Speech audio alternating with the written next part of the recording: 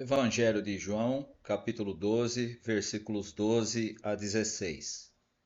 No dia seguinte, a grande multidão que tinha ido à festa da Páscoa ouviu dizer que Jesus estava chegando a Jerusalém. Então eles pegaram ramos de palmeiras e saíram para se encontrar com ele, gritando: Hosana a Deus! Que Deus abençoe aquele que vem em nome do Senhor! Que Deus abençoe o rei de Israel. Jesus procurou um jumentinho e o montou, como dizem as Escrituras Sagradas. Povo de Jerusalém, não tenha medo.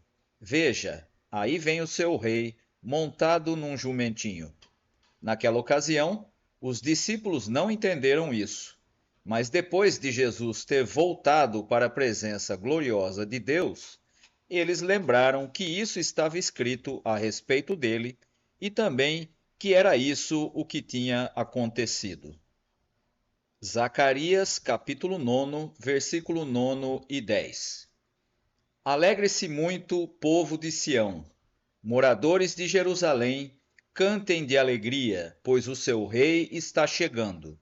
Ele vem triunfante e vitorioso, mas é humilde e está montado num jumentinho filho de jumenta. Ele acabará com os carros de guerra de Israel e com a cavalaria de Jerusalém. Os arcos e as flechas serão destruídos. Ele fará com que as nações vivam em paz. O seu reino irá de um mar a outro, e desde o rio Eufrates até os fins da terra. Chegamos ao domingo que antecede ao domingo da comemoração da Páscoa. E esse domingo, no calendário litúrgico, é normalmente nomeado como sendo o Domingo de Ramos. Era comum que todo Israel subisse a Jerusalém para comemorar a Páscoa. E aqui no texto nós encontramos a informação de que Jesus também subiu acompanhado dos seus discípulos. E é importante percebermos que todo o seu ministério, ou seja, todo o ministério de Jesus, juntamente com seus discípulos, foi desenvolvido entre as pessoas simples da Galileia e agora ele está indo para Jerusalém, que era o centro do poder político, do poder econômico e do poder religioso de Israel. Os textos paralelos a esse, nos evangelhos sinóticos, nos informam que uma grande multidão ia com Jesus em um tipo de cortejo que dava a dimensão da popularidade de Jesus ao se aproximar da cidade de Jerusalém. E à medida que ele se aproximava da cidade, aumentava ainda mais a quantidade de pessoas formando a multidão que iam com ele. E a recepção de Jesus em Jerusalém é apresentada tanto por João quanto pelos evangelhos sinóticos com a seguinte saudação: Bendito o que vem, bendito o rei que vem. A saudação feita pelo povo aclama Jesus como o rei. A expressão usada bendito é a expressão de boas-vindas dos judeus aos vencedores que entravam em Jerusalém e que eram recebidos como pessoas vitoriosas.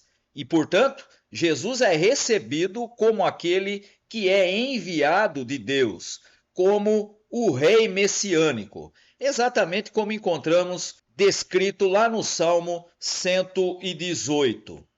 Temos, portanto, uma perspectiva clara da compreensão do próprio povo em relação a Jesus. Ele é entendido como aquele que vem, como o rei que vem, e é aclamado dessa forma. Bendito aquele que é enviado de Deus, o rei messiânico.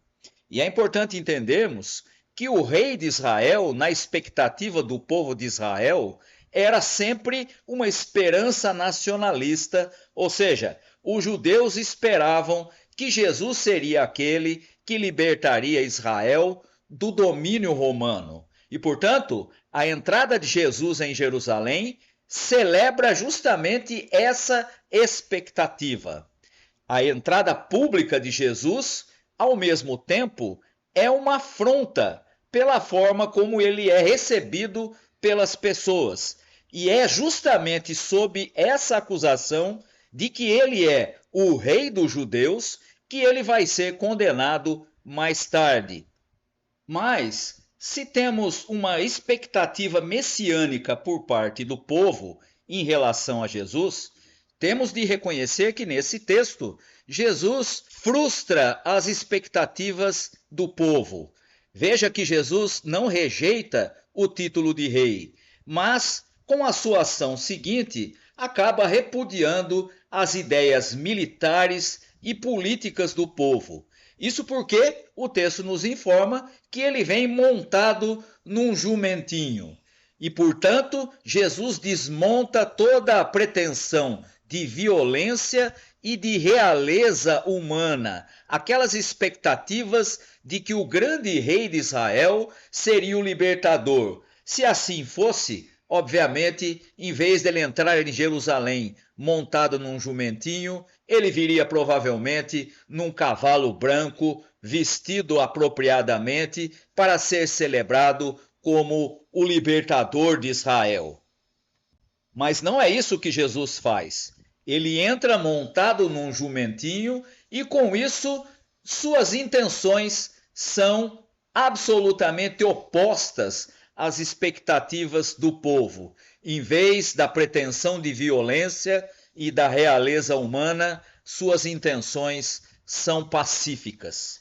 Jesus nos ensina que é possível trocar a guerra pela paz, o ódio pelo amor, a ostentação pela humildade, o autoritarismo pelo companheirismo, a intolerância pelo respeito, o rancor pela mansidão, a exploração pela solidariedade, o cheiro da morte pelo aroma da vida. Sim, a entrada de Jesus em Jerusalém, montado num jumentinho, frustra toda a expectativa do povo que esperava um grande libertador. E assim como vimos no texto de Zacarias, capítulo 9, ele se apresenta como justo, salvador e humilde. O texto de Zacarias atribui ao Messias que viria as qualidades daquele que traria a paz, a justiça que vem de Deus, a salvação que liberta o oprimido do temor e do medo, a humildade que marca a obediência a Deus. E, portanto, a expectativa apresentada em Zacarias e cumprida em Jesus é exatamente o oposto da ostentação de poder encontrada em Jerusalém, encontrada inclusive na expectativa do povo. Mas, além disso, a ação de Jesus em entrar em Jerusalém montado num jumentinho também o coloca no espectro oposto daquilo que era o natural entre os líderes da cidade. César, o grande imperador, e que era o dominador de toda a região da Palestina, inclusive de Jerusalém, tinha como projeto ser um Deus. Jesus, ao contrário, é um Deus que se faz gente. É um Deus que se solidariza com o ser humano, sendo um igual a ele. Traz vida abundante a todos e sua oferta de paz contraria os interesses dos poderosos. E, portanto, se de um lado nós temos César, que queria ser Deus, temos do outro lado Jesus, que é Deus e se faz gente. E ele vai ser morto justamente por isso. Veja a expressão que encontramos em Zacarias capítulo 9, versículo 10. Ele, que seria o Messias, acabará com os carros de guerra de Israel e com a cavalaria de Jerusalém. Os arcos e as flechas serão destruídos. Ele fará com que as nações vivam em paz. O seu reino irá de um mar a outro, desde o rio Eufrates até o fim da terra. No lugar da ostentação, encontramos humildade. No lugar da guerra, encontramos alguém que traz a paz. Assim é Jesus, aquele que entra em Jerusalém, cumprindo a expectativa que é apresentada no Antigo Testamento de como seria o Messias, mas ao mesmo tempo frustrando a expectativa que o povo tinha em relação a como deveria ser o verdadeiro Messias. E nesse sentido, é significativa a expressão usada no Evangelho de Lucas, em que Jesus afirma que se as pessoas ali se calassem, as próprias pedras clamariam. Em consequência disso, se os seguidores de Jesus se calarem, se não adotarem a proposta de Jesus, que deve conduzir ao compromisso com a paz, com a solidariedade, com o acolhimento e com o amor ao próximo, as pedras clamam. E hoje o que temos em muitas comunidades de fé são pedras clamando. Lamentavelmente, há muita gente nas comunidades de fé comprometidas com projetos de morte e não de vida, comprometidas com libertação política e ideológica, mas não com os valores do reino de Deus, com projetos de dominação e não de paz. E nesse sentido, temos que reconhecer que é, para as comunidades de fé, para os seguidores de Jesus, uma vergonha esse tipo de atitude tão comum nos nossos dias.